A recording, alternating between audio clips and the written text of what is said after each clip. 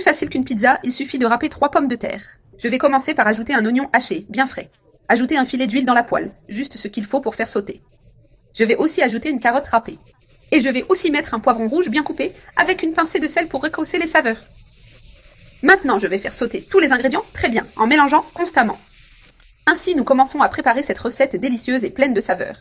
Maintenant, je vais tout transférer dans un bol que j'ai ici à côté.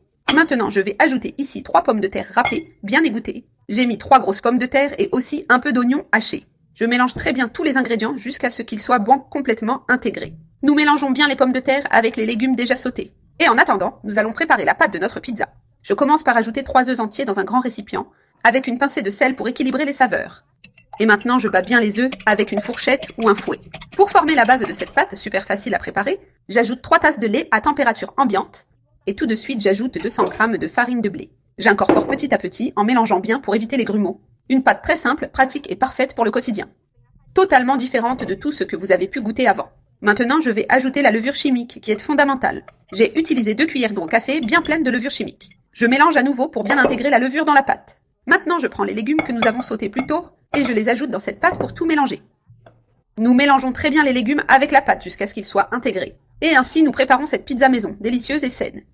Une pizza aux légumes qui va surprendre avec beaucoup de saveurs. Maintenant, je vais verser le mélange dans un moule déjà graissé. Graissé avec de la margarine et saupoudré de farine de blé.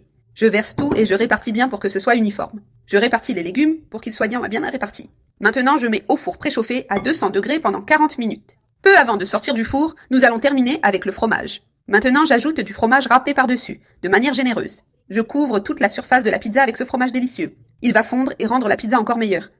Je répartis tout le fromage en couvrant bien chaque recoin. Regarde quelle merveille comme notre pizza aux légumes est en train de devenir. Maintenant, je la remets au four juste pour gratiner, jusqu'à ce que le fromage fonde et dore légèrement sur le dessus. Et regarde comme elle est belle. Notre pizza est déjà prête et sent délicieusement bon. Maintenant, je vais la couper pour que vous puissiez mieux voir, pour que vous voyiez à quel point elle est merveilleuse à l'intérieur et à l'extérieur. N'hésitez pas à la faire à la maison et profitez de cette délicieuse recette, faite avec des ingrédients simples et beaucoup d'amour.